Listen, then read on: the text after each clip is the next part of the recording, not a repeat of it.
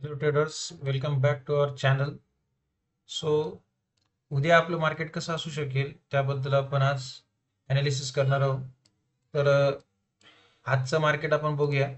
तर आजच्या मार्केटमध्ये मुवमेंट काही चांगल्या वेळेस अशी विशेष प्रमाणात काही झालेली नाही. राईट, फक्त आपला एकच ट्रेड आज आपण वर्क केला. ठीक आहे. आणि तो जे यूट्यूब लाईव्ह होते त्यांना माहिती आहे. राईट, तर हा आपण ट्रेड काय केला होता, कॅप्चर केला होता. राईट. सो उद्यासाठी आपलं अनालिसिस कसं असेल त्याबद्दल आपण डिस्कस करू.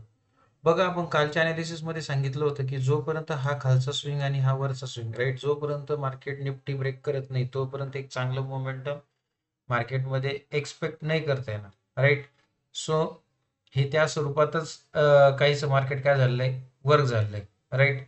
सो तर तुम्ही डेली जर टाइम फ्रेम बघितली तर डेली टाइम फ्रेममध्ये बघा, मार्केट जे ओपन झालं, राईट, म्हणजे थोडासा स्विंग वरती केला त्यांनी पहिले आणि नंतरला काय केलं, डाऊन साईडला ट्रेड करण्यासाठीच गेलं.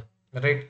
सो एक माझं साधं आणि सरळ एक लॉजिक असेल बघा उद्यासाठी मार्केटला, जोपर्यंत मार्केट 24,600च्या खाली आहे, राईट, तोपर्यंत मी मार्केटमध्ये बेरिश.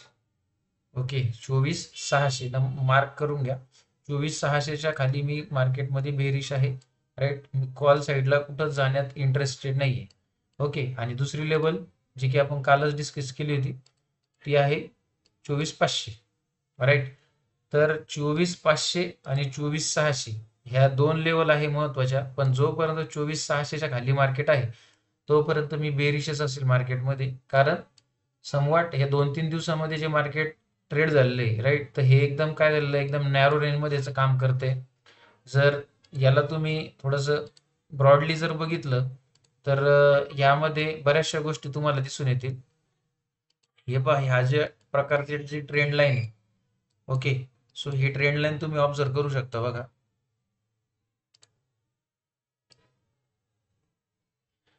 ही प्रॉपर वर्कआउट होताना दिसते. राईट. मिनिमम याचे 2 टच आहे.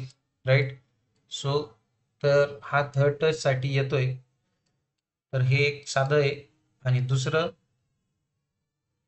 वरतून जी ट्रेंड लाईन येते, राईट, राईट, तर या पद्धतीमध्ये मार्केट समवॉट वर्क करताना दिसतंय. ठीक आहे.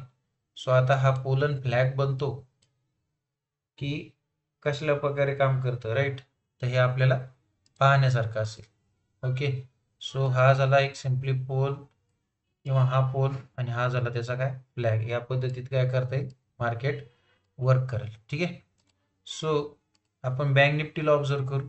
सो बँक निफ्टीमध्ये काय आहे, सो बँक निफ्टीमध्ये विकनेस जरा जास्त प्रमाणात दिसतं आणि इथं एक एम पॅटर्न पण मला ऑब्झर्व होताना दिसतोय. ठीक आहे. एम पॅटर्नमध्ये हा एक याचं जर नेकलाईन जर ब्रेक केली तर समवाट चांगल्या प्रकारे काय होऊ शकतं, डाऊन साईड मूव्ह येऊ शकतं. ओके. सो याला आपण थोडंसं जर व्यवस्थित ऑब्झर्व केलं तर बँक निफ्टीला ट्रेड करायला आपल्याला सोपंच आहे. ठीक आहे. सो बँक निफ्टी 15 मिनिट्स मध्ये आणि इव्हन डेली टाइम फ्रेमवर पण काय बेरिशनेस मार्केटमध्ये जास्त दिसून येतोय. ठीक आहे. तर बँक निफ्टीला उद्या ट्रेड केलेलं बेटर राहील कम्पेअर टू निफ्टी. ठीक आहे. याच्यामध्ये चांगला ट्रेड आपल्याला मिळू शकतो. तुम्ही जर बघितलं तर ही एक नेकलाईन आहे. या नेकलाईनला ब्रेक केल्यावर चांगला मूव्ह येऊ शकेल. नंतर दुसरा स्विंग याची जी लेवल आहे किती, 52,850, तर यापर्यंत काय होऊ शकतं, मार्केट येऊ शकतं. ठीक आहे. तर हा एक चांगला ट्रेड आपल्याला बँक निफ्टीमध्ये भेटू शकतो. तर उद्या बँक निफ्टीलाच आपण ट्रेड करूया. त्याच पद्धतीने सेन्सेक्स सेन्सेक्स जर बघितलं तर सेन्सेक्स पण एम पॅटर्न बनण्यास काय झालंय, क्रिएट झाले. राईट. तर हा एक याची नेकलाईन आहे. ह्या नेकलाईनला सिम्पली मार्केट जर सिम्पली ब्रेक केलं तर चांगल्या प्रकारचं मुवमेंट मार्केटमध्ये येऊ शकतो. ठीक आहे. सो उद्याचं अनालिसिस आपण सोपं ठेवलेलं आहे, पण उद्या आपण शक्य तितकं बँक निफ्टीलाच ट्रेड करणार. आपण निफ्टीला अवॉइड करणार, कारण निफ्टी जे आहे हे खूप नॅरो रेंजमध्ये. राईट. बँक निफ्टी हे चांगल्या प्रकारे उद्या वर्कआउट करू शकतं. राईट. सो आपण त्यामुळं बँक निफ्टीला उद्या ट्रेड करणार. ठीक आहे.